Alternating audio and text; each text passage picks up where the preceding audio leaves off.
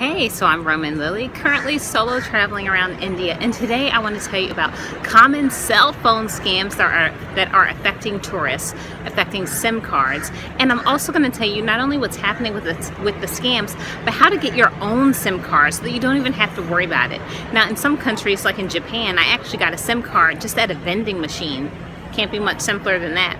Although I did have to then install it myself, which was a little bit annoying. But then even in Thailand, to get a SIM card, all you need is a passport. Now in India, it is a bit more involved, but it's not so complicated that you can't do it. But there are extra steps that you need to be aware of and things that you need to have handy that you might not think of offhand, that you would not think of offhand, by the way. So, if you haven't already, by the way, make sure you subscribe to my YouTube channel. I'm always trying to give helpful tips to other travelers and showing you around lots of places I'm going. Right now I'm solo traveling around India. Up next is going to be Europe, so there's a lot to see. Make sure you subscribe so you don't miss anything. But for now, let's talk about this SIM card scam, cell phone scam that is happening in India. So here's how it works, and let me tell you something. I consider myself a very savvy traveler. I've been solo traveling for a long time. They got me. Okay, here's how and why. So what happens is, because getting a SIM card in India is a bit more complicated than some other countries, a lot of places you can just buy a SIM card on the street from people. So there are like convenience stores, they'll sell SIM cards, and sometimes this works out well. And the way it works is you just pay people a bit of a premium. They'll get you a SIM card that's in their name and then put the data on it, give it to you, all good, everyone's happy, no problem.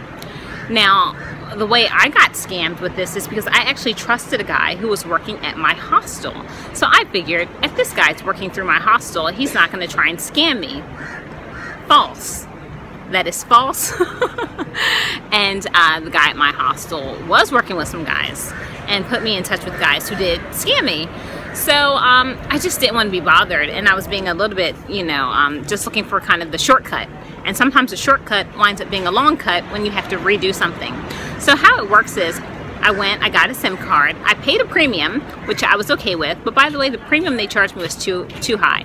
So actually, to get your own SIM card, even for a month's worth of data, that can cost you about 300 rupees, which is about $5. It's not super expensive to get a SIM card.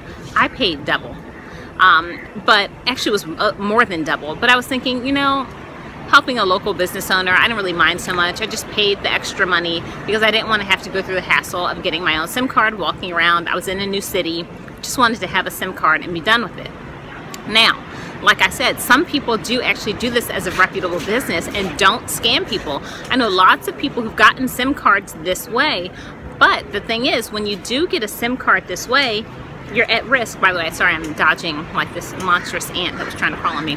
But when you do get a SIM card this way, you're at risk because that SIM card is not in your name. So a person doesn't have to be honest with you about how much data they've actually put on that SIM card, and they can actually transfer the data that's on that SIM card that they've given you to another SIM card later. Now, here are some red flags that I think in retrospect I should have noticed.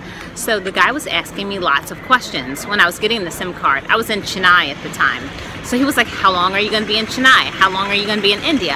I thought he was just making conversation and just getting some information about, like, how long I would need a SIM card. In reality, he was asking me how long I was going to be in Chennai so that he could have the SIM card work for as long as I was in Chennai, and then once I left town, he took the data away, and then I'm left with like a worthless SIM card in my phone. So that's exactly what happened. And I've heard about this with other tourists too, where they get a SIM card, at first everything is fine, they think they bought a month's worth of data, after a few days or a few weeks, the SIM card no longer works, and what are they going to do? They're travelers, they're visiting different cities. By that point, they can't go back, talk to the vendor, get a different SIM card, work it out. It's too late, the money's gone. So, to avoid that whole scam, get one yourself. That way you know what you're getting. So, after I dealt with my scam SIM card, I just went to an Airtel store. And to apply for the real SIM card, you'll go to an official cell phone store like the one here. You don't want to get your phone just on a little shop at the side of the road. That's where you're subject to scams. You want to go to an official Vodafone or Airtel store. Now, by the way, the main SIM cards in India, it's Airtel, there's Vodafone, and there's Jio. Jio is I've heard one of the best, but Jio does not sell to foreigners. So if you want to get your own SIM card in your own name and you're not from India, you're going to need to get either an Airtel or a Vodafone. There might be other ones, but Airtel and Vodafone are the bigger ones. Now, I had a Vodafone SIM card last time I was here in India, and honestly, I didn't love it. So I wanted to try Airtel. So here are the things that you need, and it's basically the same for Airtel and Vodafone. There's some slight differences, but it's not really dramatic. So of course you have to have a passport. At some places you need a copy of the passport so that they can actually take it. So I would get a copy of your passport. Just go ahead and get a copy of your visa too. And by the way, getting copies of things, if you have to pay, it should only cost like ₹1. It's not much money at all to have to pay for copies, but maybe your hotel or your hostel can actually do it for you for free. Also very convenient. That's what I did. So you need your passport, get a copy of the passport, a copy of the visa page, and then you also need a passport photo. So sometimes they will keep the passport photo, sometimes they will return it to you, but you also need a passport photo. Now, in addition to those two things, you will also need proof of address in India.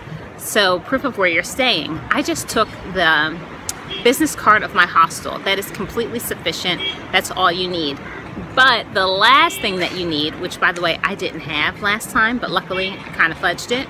This is the tricky one, which is you need someone to vouch for you in India. Ooh. Oh my God. Bugs were crawling on me. I'm in a gorgeous area, but when you're in like sunny tropical areas, there are sunny tropical bugs. Okay, so what you need is someone to vouch for you in India. You need a local Indian reference. So you need the name of a local person who lives in the state that you're in and their cell phone number. And one place they actually called, so it wasn't just like a fake reference. It was like, this person has to vouch for you and say that you're not, like up to no good or something like that. And the other thing that you will need to get your SIM card here in India is patience. I found that the process can be a little bit slow, which is why there are people who get these SIM cards. And by the way, like I said, sometimes it works out for people, but it doesn't always. And it's really tough to know if you're dealing with someone who's reputable or who's not. But you do need patience. When I got my Vodafone SIM card, I was in that office for like 2 hours. I don't know why it took so long. And even when I was at the Airtel store, I had to wait, and then there was a processing time. It took me about an hour and a half or an hour in the store, and then I had to wait for another about 4 hours after going through the process to have the SIM card actually be activated. So all in all, from start to finish, I mean, it took me about 6 hours to have a working SIM card, which is why some people like the shortcuts. But like I said, with the shortcuts you lose a little bit of control. You don't necessarily know if it's actually going to work, if someone's going to transfer the data out of your phone and onto theirs. So these things happen. So you can do it yourself. You can get your own SIM card. Make sure you are covered. So just to recap, to get your own SIM card, what you're going to need is your passport, a copy of your passport, a copy of the visa, a passport photo, proof of where you're staying, which can just be like the business card of the hotel or hostel where you're staying, and you are going to need a reference in India. Take those things, and the reference meaning the name and phone number of a local person. If you have those things, you should be set. It's a relatively smooth process, although it can take quite a bit of time, but that's it. You'll be good to go, and you won't have to worry about getting scammed in one of these fraudulent SIM card scams that happen here. So that's it for now. Make sure you subscribe. More tips coming up, tours of the city. I also like to share how much I'm spending on any given day, so that is other content that you can find on my channel. So subscribe, and I'll see you later.